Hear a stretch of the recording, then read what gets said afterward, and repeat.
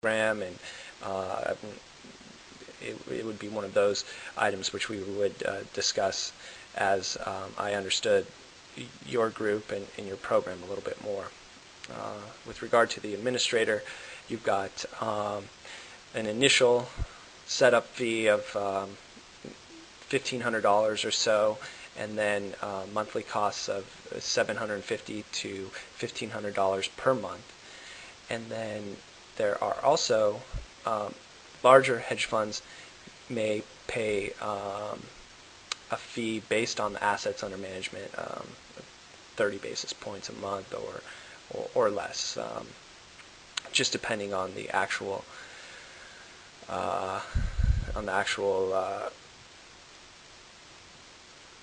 fees charged by the administrator. With regard to audit, there's typically two sets of fees. There's an audit fee of $5,000 to $15,000 per year, depending on a number of factors. And then there's the tax preparation fees, which can range from $4,000 to $10,000, again, depending on a number of factors. And it will also depend on the audit firm which you use. The prime broker, obviously, their fees are going to vary depending on a number of items, including your strategy, what investments you're actually using, and the trading volume.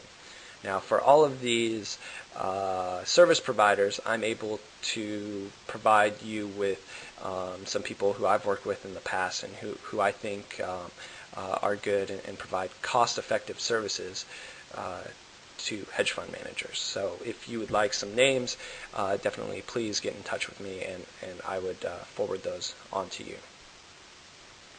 Of course, there are other business expenses that you'll need to think about: office rent, compliance costs, computers, office equipment, etc., etc.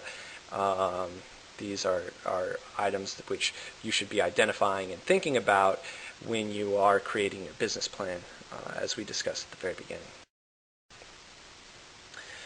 Now the kind of million-dollar question in the hedge fund world: how do you raise capital? And it's one of those questions where there's not a lot of great answers. It's hard. It's tough. It's not. I mean, I guess if it was easy, then everyone would be doing it. But it can be done, and if you're kind of stick to it and have good returns, then hopefully raising capital will come. There are a few things to note. First of all, obviously any capital raising efforts must be done pursuant to Regulation D, and that includes the no general advertising requirement. In the beginning, you're probably going to be trying to raise capital from family and friends. And during the kind of startup period, those are likely to be your main investors. Once you have a little bit of a track record, 6 to 12 months, with good performance and a decent amount of assets under management, then you may want to start thinking about fine-tuning all of your marketing materials for the institutional investor. The hedge fund consultants actually can kind of help you out with grooming you for institutional investor presentations, how do you market to institutional investors, etc., etc. They can also help you prepare the various marketing materials, such as PowerPoint pitch books, one-page tear sheets, and of course, both of which include the appropriate legal disclosures and disclaimers. I've got links to sample PowerPoints and sample tear sheets on my website, and please feel free to take a look at those and use them as a guide. There are also outside marketing activities that you can be thinking about once you do have that track record established. There's various hedge fund databases out there. There's industry events. There's networking events in all of the major big cities. There's Hedge Funds Care, which puts on various benefits in the various cities throughout the U.S. So trying to get into that community would be beneficial as well. There's capital introduction services, and these are usually provided by brokerage firms, and will depend on or your ability to use their services will depend on a number of items, including your strategy, your returns, and will also depend to a large portion on the current economic climate. Right now, it's obviously very difficult to find groups willing to do capital introductions at this point in time. There are also third-party marketing firms which you can contact and which will go out and try to raise money for your fund. Of course, you have to give them a little bit of your management fee and performance fee generally, but there are many instances where third-party marketers have helped funds grow much more quickly than they would have been able to grow otherwise. And finally, to kind of end with the main portion of what I wanted to discuss today, there are other issues obviously involved in starting a hedge fund, and like I said before, I've tried to kind of highlight some of the main points, and some of these other issues would need to be discussed as well between you and the attorney or some of the other service providers, and that includes incubator hedge funds.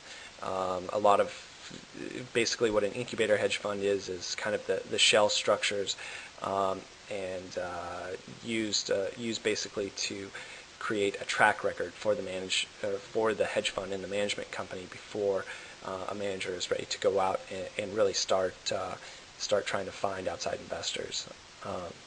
Offshore hedge funds, if you have offshore investors, then you're going to want to talk about this with your attorney who can help you find the appropriate structure, typically an offshore hedge fund of some sort, either a master feeder structure or a side-by-side or standalone structure.